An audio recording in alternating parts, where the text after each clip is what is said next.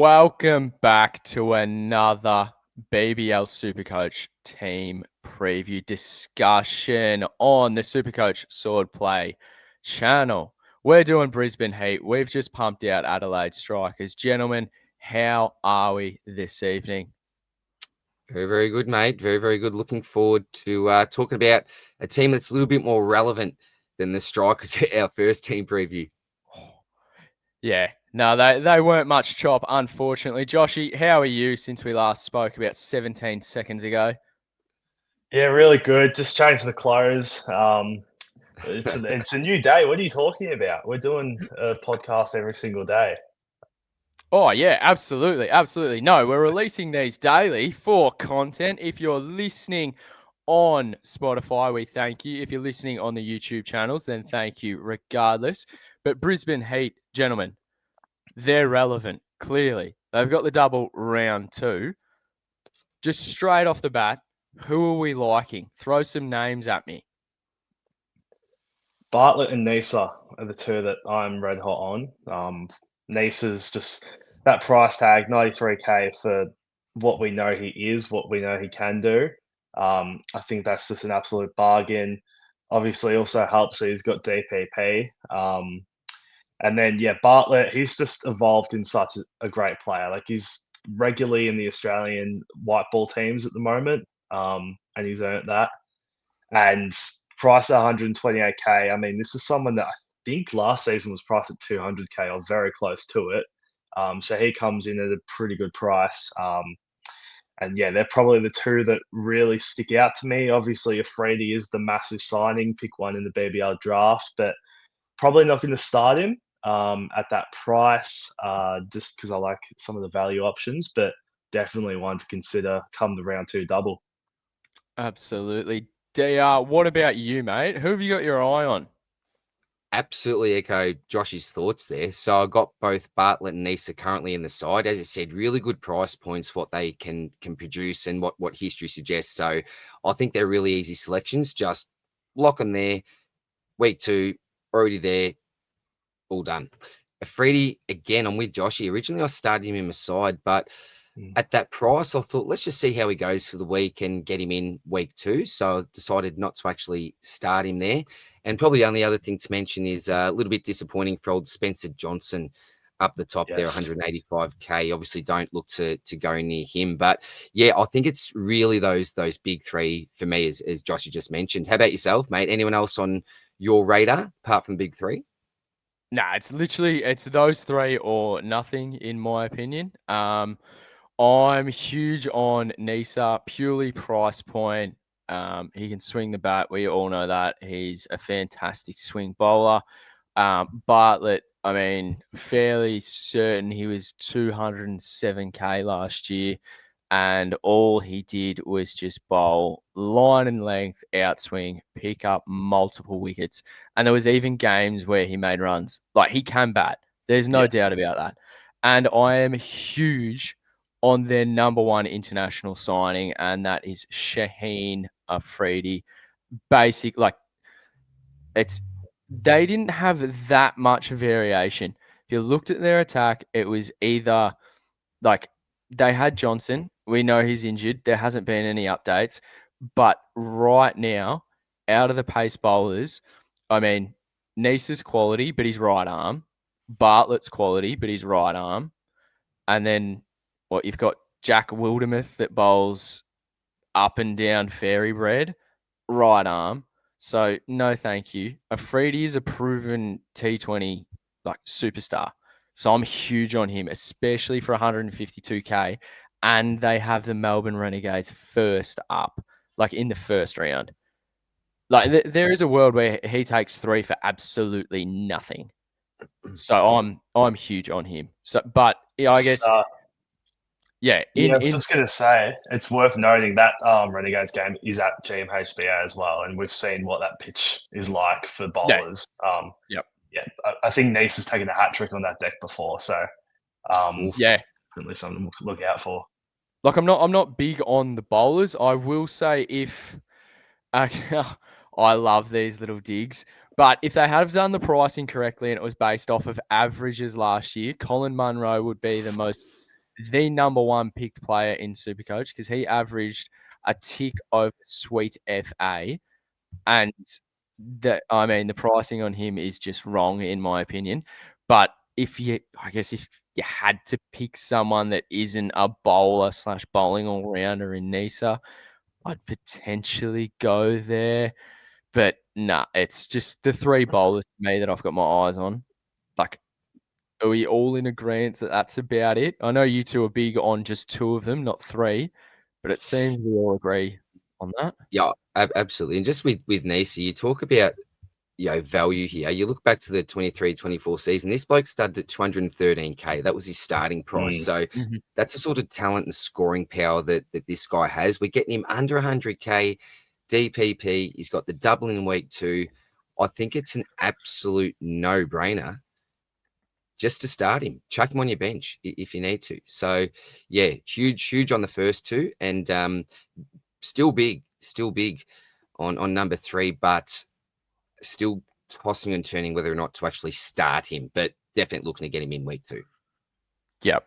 No, absolutely. Absolutely. And as always in our team previews, we're going to get into what we think our predicted round 1 lineup will be.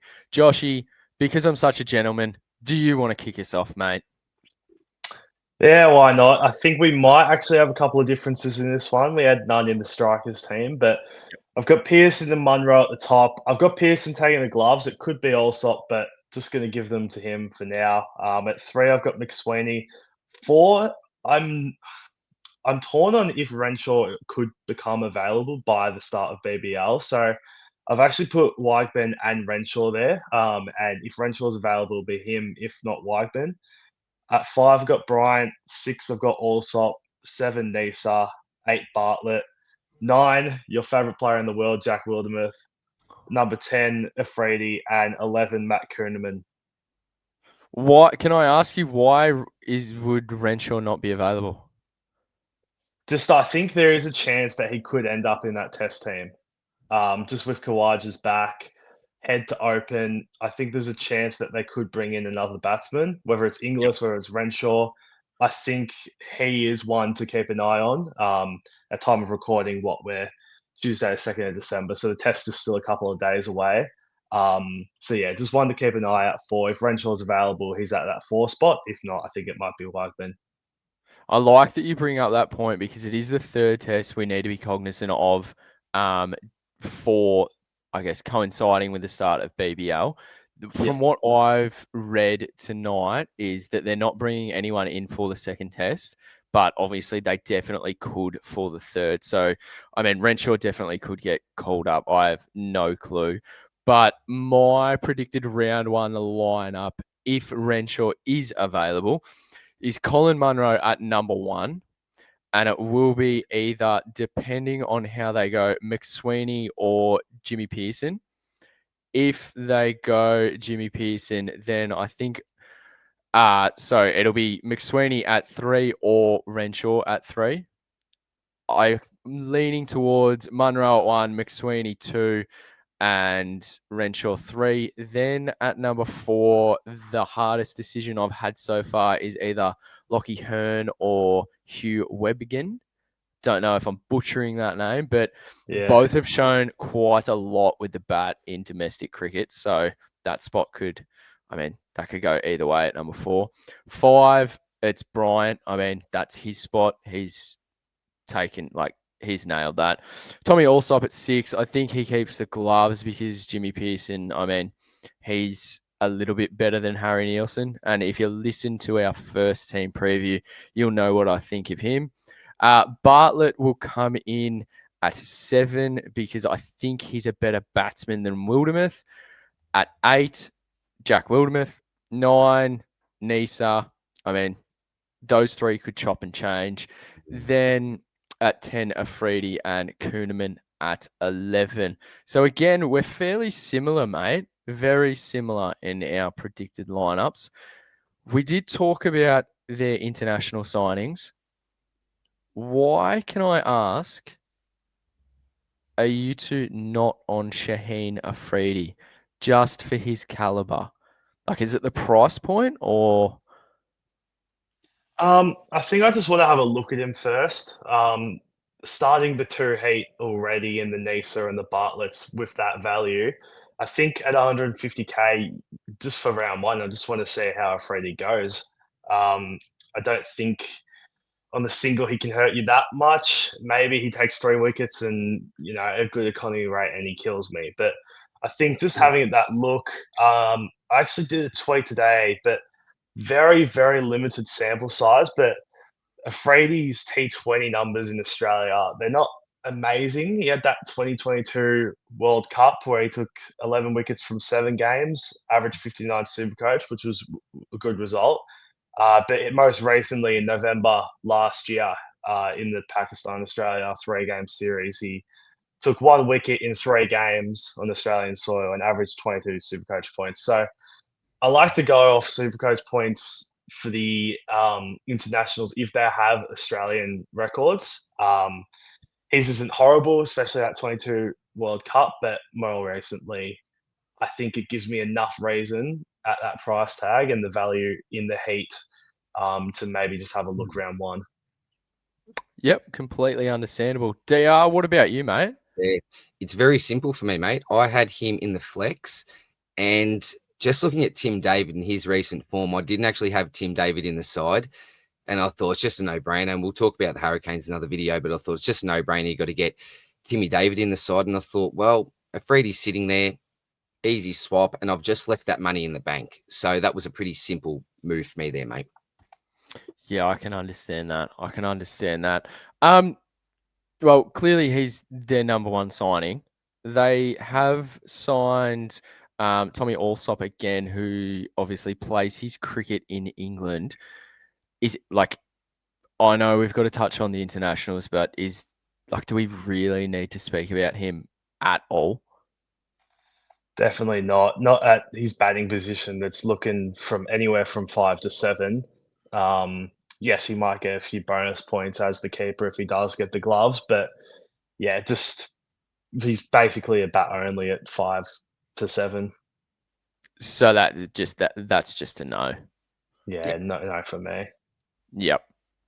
Understandable. Do they have the best bowling attack in the BBL competition?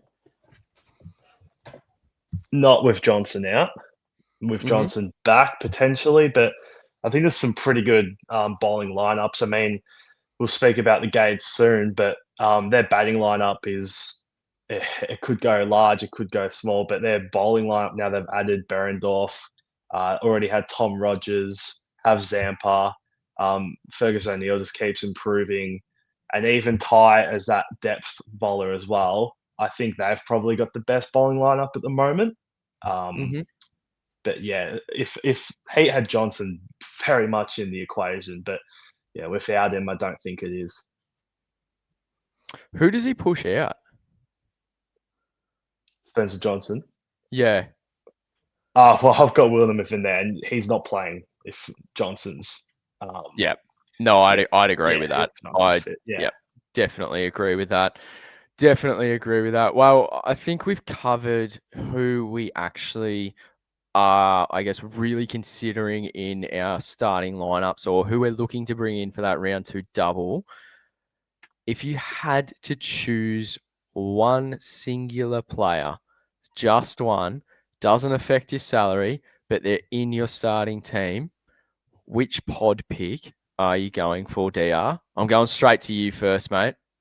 Look, a pod pick. Look, it's going to be very similar to my last one. And we're not really interested in this bloke whatsoever. But again, looking for someone that has the potential to go absolutely nuts. We've seen it before, but Colin Munro as a bat only. Again, we don't like bat only, but as a pod selection, I'm looking for that bloke that, hey, if your score drops out with the flex, that's okay. But someone that's got that big ceiling that may win you a game. So I'll go with Cole Munro, but looking nowhere near him personally. Yeah, I completely agree with everything you've just said. Joshy, do you have anything different, mate? Other than the top 3 that we spoke about, looking at their team right now, it's very hard to find a pod that you could probably pick. Munro, I think he started to show signs of slowing down last year. I think he's like 38 now. His hands just looked a lot slower, and he struggled a bit.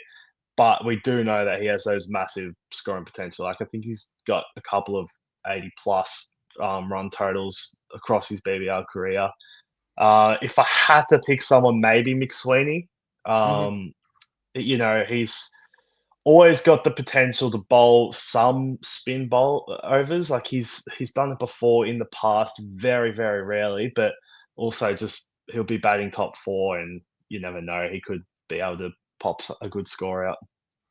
Yeah, I agree. I mean, I think there's only three players here that you're realistically going to look at, and we've covered them in Nisa, Bartlett, and Afridi. And I think a long way back, close, well, not close, but the fourth in line is probably Munro, isn't it? Or Mm, McSweeney, Munro slash McSweeney for that. Like if yeah, you started three and you wanted to add one more in for that round two double, you're probably going to be looking at either Munro or McSweeney, or if Renshaw is still there, I think you're going to be looking at him as well, aren't yeah, definitely. Think And so. you? Like, look, yeah. Mm. If he's not as well, like if Renshaw's not there, that means Weigman comes in, and at 58k bat bowl, I mean, maybe him just because the price, the DPP, and you never know. He's an up and comer in Australian cricket. He might be able to break out somewhat, but yeah, mhm, it's pretty slim pickings after those big three with Johnson out. absolutely. I mean, round two, they play the first game. Who are you looking to VC from them? Like, if well, they do play the first game, who are you looking to VC? They've got the Scorchers as well. It's probably gonna be Bartlett just over Nisa for me. I'd probably concur with that. But I think, DR, you look like you might be going elsewhere. Oh, no, it's hard to. I was just thinking potentially Nisa. It depends. Like one thing I noticed with you guys with your predictions is that I think Scobes, you had Nisa at 9, was it? And I think Joshy, did you have him at 7? I think I had him. Yes, I had him at I reckon. 7 with Yep. Bartlett at 8, but they could easily switch. Yeah, see, Yep. it's tough. If I knew that Mm, Nisa was batting in Joshy's position rather than the 9, I'm probably siding with Nisa. But Yep. a lot of that would depend on the batting lineup for me anyway, I think. So yeah, again, either way, I think you're looking okay. yeah. Yep. Perfect. So to wrap up, the only three we have any, I guess, interest in to start off with is Nisa, Bartlett, and potentially Afridi. I know I'm interested in him, but maybe you guys are a little bit colder on Afridi than I am. Yeah, I like yeah. the Yep. Took pick. him out I like today, the pick, actually. I think I'm but similar to DR. Yep. Mm. Yep. And I guess a ballpark, I know we kind of disagreed on batting positions, but player wise, predicted 11 for round one, if Renshaw is available, will look something like Munro at 1, McSweeney or Jimmy Pearson at 2, Renshaw or McSweeney at 3, Hearn or Webkin at 4. Then we had Brian at 5, Allsop at 6, a combination of Bartlett, Wildermuth, and Nisa from 6 to 9. And then it was Afridi and Kuhneman at 10 and 11. Is there anything more we need to add, gentlemen? think you covered it well, mate. Covered it very, very well. Perfect. Perfect. Well, thank you everyone for tuning in. If you're listening on the audio on Spotify, leave us a like, leave us a comment. Make sure you subscribe to both channels. If you're watching on YouTube, you know what to do. Like, comment, sub. Simple as that. And we'll catch you next time for our next team preview. Enjoy.